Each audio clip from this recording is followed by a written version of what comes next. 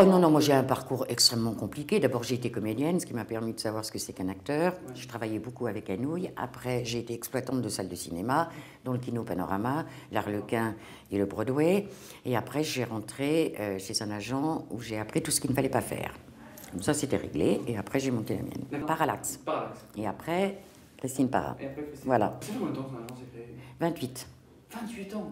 J'allais te dire 28 semaines, tu m'aurais pas cru. Je me régale bien, mais je me régale, je rigole. Tant que j'aurai cet enthousiasme-là, tant que j'aurai cette envie, et tant que les acteurs me donneront cette envie, ça veut dire que je ne serai pas morte. Vous le saurez quand j'y serai.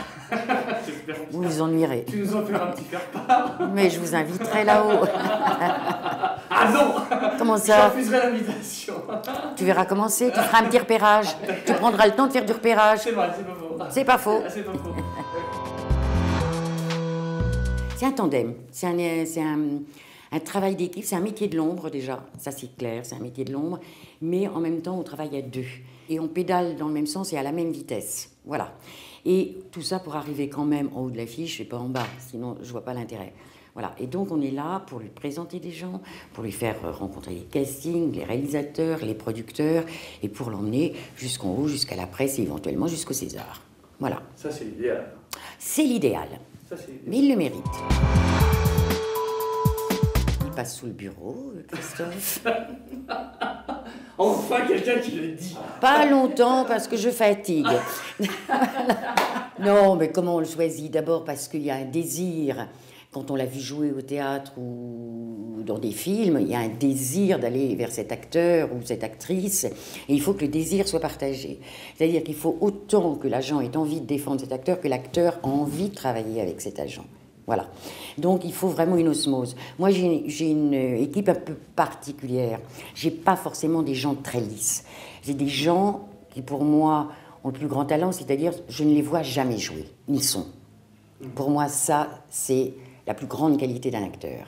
Et j'ai que des gens comme ça. À un moment donné, on se retrouve à la croisée d'un chemin parce qu'ils savent que je défends les films dans ce sens-là, les premiers longs, que j'ai beaucoup de plaisir à défendre des acteurs de cette trempe-là, et on se retrouve comme ça. C'est parce que je l'ai vu jouer, je suis allée au théâtre, je l'ai vu jouer, et on a parlé, et c'est lui qui exprime le désir, et à ce moment-là, on discute, et si on s'entend bien, si on a envie d'aller dans la même direction, avec la même vitesse, si je puis dire, là, on s'entend et on y va. Là, moi, j'ai beaucoup d'acteurs que j'ai depuis des années, donc on sait comment on travaille, on sait comment on fonctionne. C'est pour les jeunes que c'est beaucoup plus difficile, parce que les jeunes, il faut les détecter, évidemment, ils n'ont jamais rien fait, donc il faut y aller au nez, hein, c'est tout ce qu'on peut dire. Et puis, tu sens s'il a vraiment le répondant, pas le répondant, la vivacité, la souplesse, tout ça, et on essaye, et on essaye. Bah, ça a été comme ça pour le petit Jérémy Duval, il n'avait jamais rien fait. Premier film, pouf, c'est reparti. Il avait 16 ans. Ouais, il était tout jeune. Il était très très jeune. Il avait l'âge, il était bon et il n'arrête plus.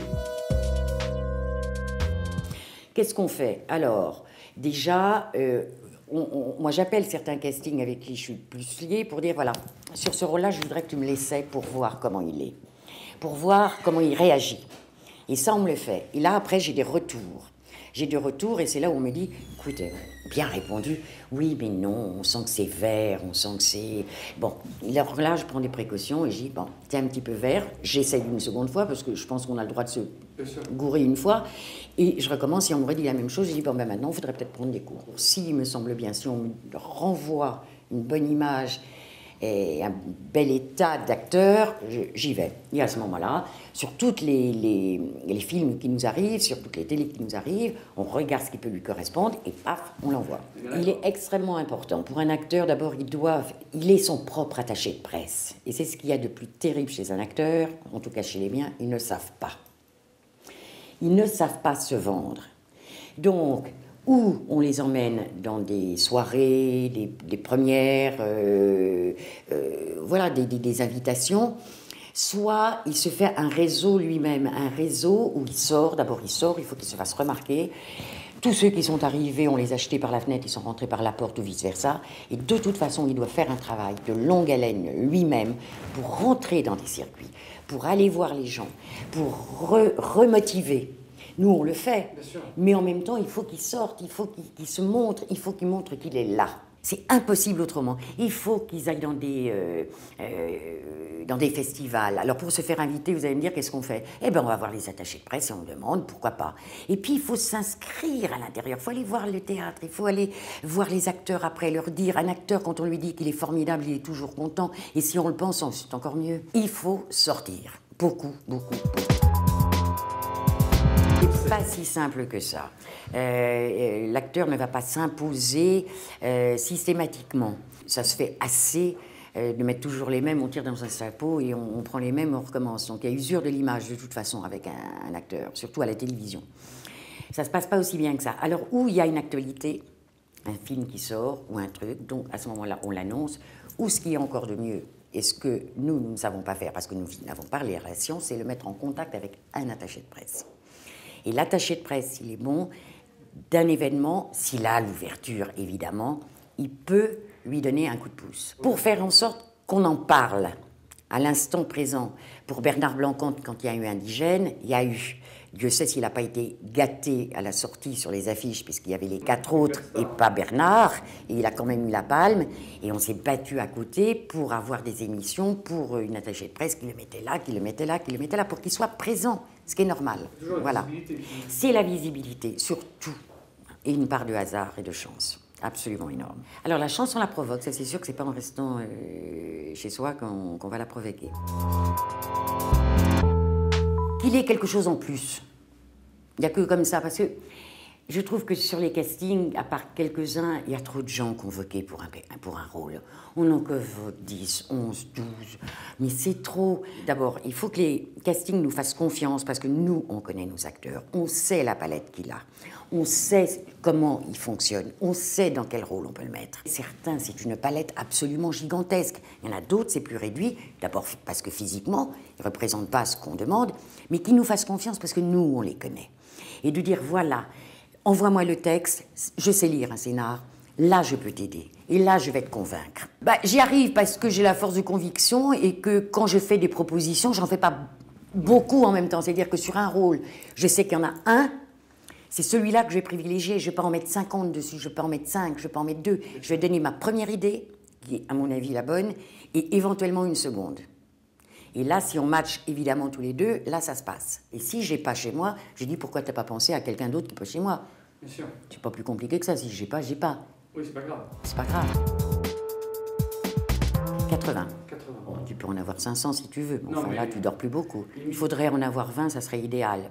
Mais entre 16 ans et 90 ans, tu as la marge. Oui. Je fais quand même attention à chaque fois que je prends des gens à ce qu'il n'y ait pas double, qu'il n'y ait pas concurrence interne. Il y a assez de concurrence externe pour ne pas en mettre à l'intérieur de l'agence. Parce que c'est très désagréable quand 2 acteurs ou 2 actrices se retrouvent sur le même rôle, sachant qu'elles viennent du même endroit. Or, souvent, elles sont convoquées quasiment à un quart d'heure de différence, donc elles se rencontrent. Et là, c'est pas très bien pris, ce que je peux comprendre. Bien sûr. Oui. En principe, très bon. Sauf que je trouve que maintenant, ils travaillent en autarcie. Et qu'il faut qu'on aille courir après pour leur demander ce qu'ils préparent, pour savoir ce qu'ils ont à distribuer, pour savoir les textes et pour dire « mais pourquoi tu n'as pas pensé à un tel ?» Comme on leur demande aussi, dans le temps, d'être extrêmement rapide. Donc ils nous appellent de moins en moins, ce qui est très dommage, parce que nous, on peut les aider. Et on sait qui on représente. Et là, ça devient de plus en plus en autarcie, parce qu'ils ont de moins en moins le temps. Et puis, ils prennent les gens qui connaissent bien, c'est-à-dire qu'ils ne vont pas prendre de risques sur quelqu'un qu'ils ne connaissent pas. C'est-à-dire un petit qui va sortir du conservatoire, où il l'a vu au conservatoire et ça va fonctionner, où il ne l'a pas vu d'un autre cours, et là il va falloir qu'on se batte pour dire il faut que tu me le vois, il faut que tu me le vois, il faut que tu me le vois, je viens de le prendre, j'ai vu là-dedans, il était formidable. Que ce soit pour un petit comme que ce soit pour un homme de 50 ans, c'est pareil. Mais il y a de moins en moins de temps de préparation, et le problème est là. Ça vient des prods, ça vient aussi des distributeurs, que ce soit la télévision ou que ce soit les films. Les diffuseurs vont donner tant d'argent, d'accord? Le temps d'argent, il va servir à monter le film. Monter le film, ça veut dire le mettre en préparation. Maintenant, il n'y a plus que 4 semaines de préparation, ce qui est très peu le temps qu'ils fassent les repérages. C'est pour ça que les réalisateurs n'ont même plus le temps de voir les acteurs et que ça se passe toujours par un casting ou un assistant, ce qui est ridicule parce qu'il faut rentrer dans l'univers du réalisateur. Il faut qu'on nous explique l'univers du réalisateur si on veut rentrer dedans. Donc il faut que l'acteur soit confronté à ça aussi pour savoir ce que la personne demande. Or, c'est pas derrière une caméra en disant vas-y, c'est à toi, que l'acteur va se trouver absolument à son aise. C'est impossible d'être bon. C'est impossible d'être bon. Mais ça a continué, et ça sera plus 25 jours, ça sera 20 jours maintenant. Et ça y va de plus en plus. Ils vont aller jusqu'au plancher, quoi. Ils vont jusqu'au plancher. Et actuellement aussi, comme il y a réduction un peu des coûts et des trucs, et ben pour faire leur marge aussi, et ben ils vont retrancher. Donc là maintenant, on tombe à 17 ou 19 jours de tournage. Donc on devient technique. Donc il faut des comédiens pointus pour que tout d'un coup ça fonctionne. Parce que là, on n'a pas le droit à l'erreur. C'est au-delà du talent, c'est la rapidité, quoi. C'est les deux, il y a tout. Il y a des gens qui sont bourrés de ça, qui ont cette espèce d'instinct, cette espèce de nature absolument innée qui fait que tu les mets n'importe quoi. En lecture, il y aura quelque chose qui se passera. Puis il y en a d'autres qui ont besoin de travail pour arriver exactement au même résultat. C'est propre à chaque acteur. Il y en a pour qui il faut bosser, il y en a d'autres pour qui c'est l'immédiateté. Ça dépend. Là, j'ai été appelée par le producteur pour une de mes actrices pour le film de Philippe Claudel qui va se tourner en octobre. Oui. Mais là, c'est le producteur. C'est-à-dire qu'on fait déjà le pré-casting. Des gens importants. D'accord. Ça, c'est royal, ça. Bah, c'est royal. C'est le tapis rouge. Bien sûr. C'est Londres. Alors, quand on s'arrête à Beauvais, c'est nettement moins cher. Donc là, on doit prendre la navette, on ne prend pas le taxi. Donc là, c'est les castings qui sont un petit peu plus en amont, mais pas tellement plus. C'est-à-dire que là, ça devient très rapide. On a 4 semaines ou 6 semaines. À partir du moment où on a les textes, moi, j'agis tout de suite. J'ai la chance de pouvoir lire très vite. Donc, de tout de suite répondre et envoyer des idées et envoyer des dossiers, éventuellement des DVD, des trucs. Et voilà. Il faut aller très vite dans ces cas-là. Mais de toute façon, on sait que dans n'importe quel film, le pré-générique est déjà fait par rapport aux demandes des diffuseurs. On le sait. On le sait. Oh, il y a déjà... Et si vous n'avez pas une personne qui est là-dedans, vous attendez. Si, c'est plus rapide parce que c'est 4 semaines. Au long métrage, c'est un peu plus long parce qu'ils prennent beaucoup plus de temps. Long métrage, on a 2 mois, 3 mois, quelque chose comme ça. Ça s'est fait. Télévision, c'est 4 semaines, 5 semaines. Et encore, on rêve. Je travaille de la même manière, dans ce sens où je respecte aussi bien la télévision que le cinéma. La télévision, on devrait penser à ce moment-là aux Américains pour que la télévision, c'est une pépinière d'acteurs. Et arrêter cette forme de snobisme qu'on a en France, de dire lui, il fait de la télé, donc il ne peut pas faire du cinéma. On fait de moins en moins, ça, quand même. Ça y est toujours. Ouais. C'est le même métier, pardon. Et c'est pas parce qu'il va faire de la télé, d'abord, il faut qu'il bouffe, et déjà, et en plus, il y a des télés qui sont bien meilleures que certains films. Hein, on va regarder dans les Césars cette année, on a le choix. Donc, il ne faut absolument pas bouder. Et en plus, quand vous faites de la télévision, vous êtes sûr qu'au cinéma, vous serez extrêmement à l'aise, puisque vous aurez tout le temps. On vous blinde à la télévision, on vous blinde. Après ça, vous pouvez faire. On a mis ça sur le compte de la crise, bien sûr. Bon, il est vrai qu'actuellement, les chaînes donnent moins d'argent. Je le sais, puisque je suis en liaison avec certaines personnes qui gèrent justement les films à France 3, TF1 là-bas, il y a moins d'argent. Là où ils sont plus durs, c'est qu'ils surveillent tout. C'est-à-dire que toutes les chaînes, actuellement, ont tous les budgets. Et certains même cassent dans la marge du producteur. D'accord. Voilà. Ah oui, ça devient extrêmement violent. Mais il y a des marges, quelquefois, qui sont aussi un petit peu... Donc, financièrement, on se rattrape sur quoi? On veut quoi? Déjà, le diffuseur va dire, je veux tel nom. Ce qui ne sert à rien, hein. Si le projet n'est pas bon, si le texte n'est pas bon, si le film n'est pas bon, ça ne marchera pas. Vous pouvez mettre Marcel Cheval ou Depardieu, ce sera pareil. Non. Donc, on va payer cette personne. Il est quand même grave qu'en France, sur un long métrage, il y ait déjà un tiers du budget qui soit pris par les acteurs. De nom. Un tiers du budget. C'est énorme. Qu'ils aient fait des succès ou qu'ils aient fait des bides. Moi, je trouve que si jamais on accumule les bides au cinéma, il me semble qu'on peut baisser le salaire. Ça veut dire qu'on n'est plus en attente de ce qu'il apportait avant, puisqu'on ne mise que sur ces gens-là, en disant on a besoin d'eux pour monter notre film et pour le financer, pour que les gens viennent. Bon, on continue à payer un tiers du budget pour les gros stars. C'est énorme. Donc ça veut dire qu'après, on marche à l'arrache. Or, un film, il ne se fait pas avec un acteur, 2 acteurs, il se fait avec une troupe. Bien sûr. Et après... Donc, on va vers des acteurs qui sont formidables, qui ne sont pas forcément bankable, et là, on les tue. Elle disparaît un petit peu, l'étiquette.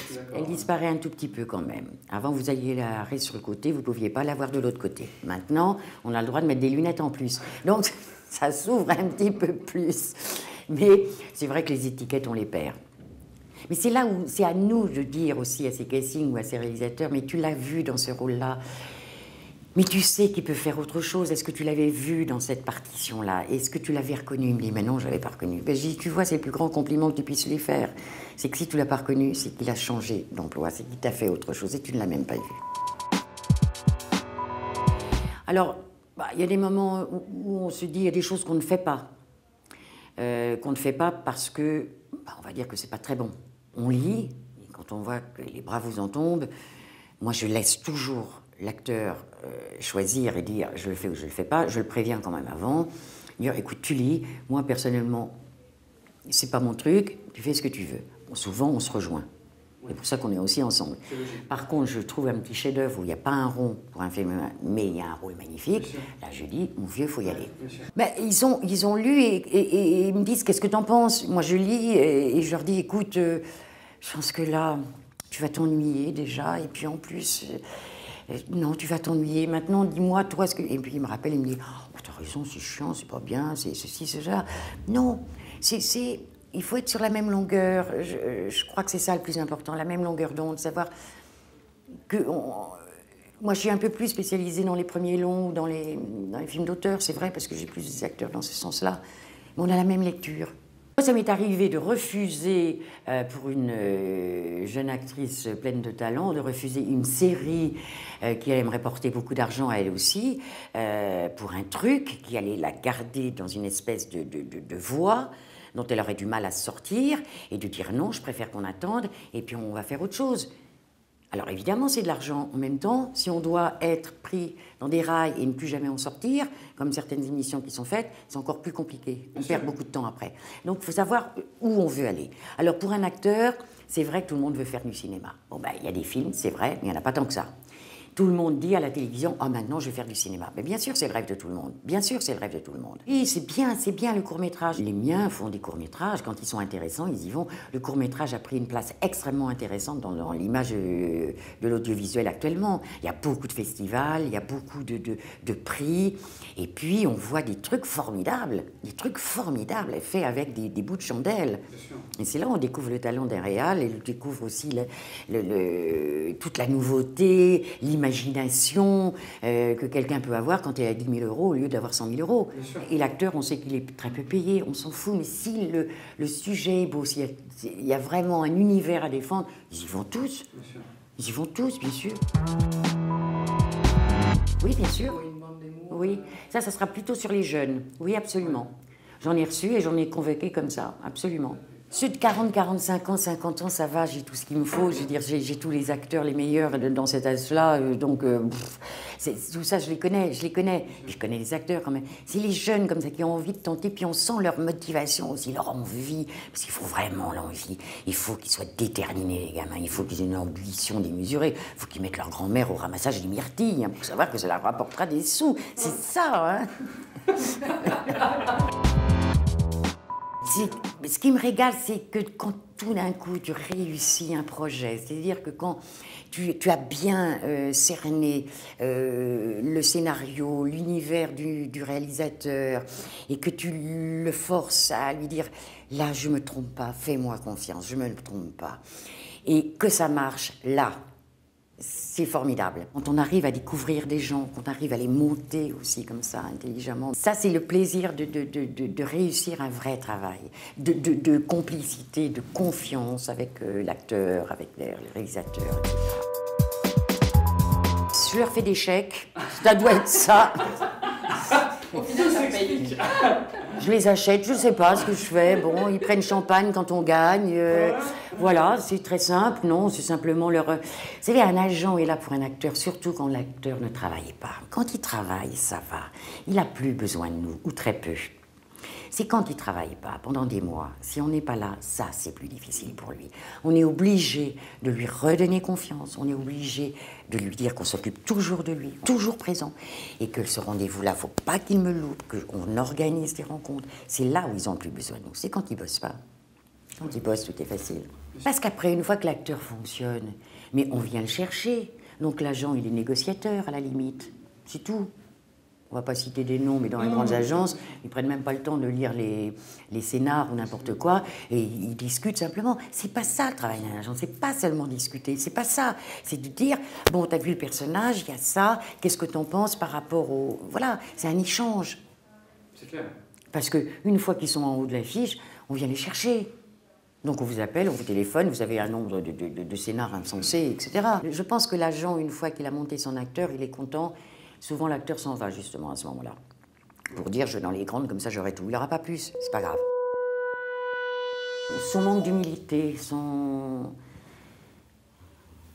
outrecuidance. Parce qu'un acteur, il doit se plier à un texte, il doit se plier à un auteur, il doit se plier à un réalisateur, faire confiance et être le plus simple possible. C'est d'abord un manque de confiance en soi et c'est un manque de responsabilisation. Un acteur ne se responsabilise pas toujours. Quand ça marche, c'est grâce à lui. Quand ça marche pas, c'est à cause de l'agent. On le sait bien. Et de toute façon, on les a trop gâtés. Ceux qui ont marché, on les a trop gâtés, puisque les productions prennent en charge tout, c'est-à-dire jusqu'à leur transport. On les prend en charge totalement, qui deviennent, mais d'une fainéantise formidable, si bien que même pour commander un taxi, ils ne savent plus le faire. Enfin, ils ne veulent plus le faire. On leur a donné cette position-là, de force, à savoir qu'on peut tout, ils peuvent tout obtenir. Je parle des gens qui ont un ego un petit peu... Donc ils ne savent plus, on leur donne ça. Et là, on a tort. Et là, on a tort. On lui dit, bah, attends, mon grand, tu peux prendre un taxi, tu peux prendre le métro quand même, attends, ça va là. Ça va, t'es pas malheureux. Tu gagnes en un mois plus que le SMIC, donc tu peux le faire, ça. Ils sont un peu trop gâtés de temps en temps. Ah ben, son talent, son humanité, son talent, sa simplicité, c'est tout ce que... Moi, je trouve que les plus grands sont les plus humbles. Je ne suis rien, je suis personne, et quand tu es à l'écran, il vous éblouit.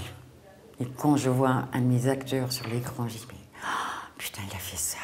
Voilà, je suis fière. Non, puis je les aime parce que on vit ensemble, si je puis dire, depuis des années. On s'est fait confiance, même dans les moments durs, même dans les moments pas durs. Et on se parle surtout. Mais comme je suis pour la transparence, dès qu'il y a quelque chose qui ne va pas, ou je leur ai appris aussi à me dire ce qui n'allait pas. Comme ça, c'est clair. Nous n'avons aucun pouvoir, sauf de dire, là, tu te gourres, là, tu fais un impair. Maintenant, si tu veux être à l'écran, c'est toi qui es à l'écran, c'est pas moi. Et de dire, fais-le, ça, fais-le, c'est important, parce que là, ça va te donner un truc. Fais-le juste, parce que tu vas voir ce qu'il y a derrière. Et c'est souvent comme ça que ça a marché. Je pense que s'il n'est pas resté, c'est qu'il a une part, lui, de responsabilité absolument énorme. Pas oublier qu'il y a beaucoup d'acteurs qui ont disparu parce qu'ils ont été très chiants. Et qu'à un moment donné, les productions ont dit « stop, plus jamais ». Bon, c'est très simple. Là, s'ils ne sont pas restés, c'est qu'ils ne voulaient pas, ou qu'ils n'avaient pas la niaque nécessaire, ou qu'ils ont dit non à trop de choses, parce qu'ils étaient devenus extrêmement difficiles, et puis que tout d'un coup, ce métier n'ayant pas de mémoire, eh bien, on les oublie. C'est un métier qui n'a pas de mémoire, celui-là. Aucune. Ils ont été, mais ils ne sont plus. Ils pourraient encore être, mais ils sont dans un endroit où il faut qu'ils se remettent en question. Quoi. Oui.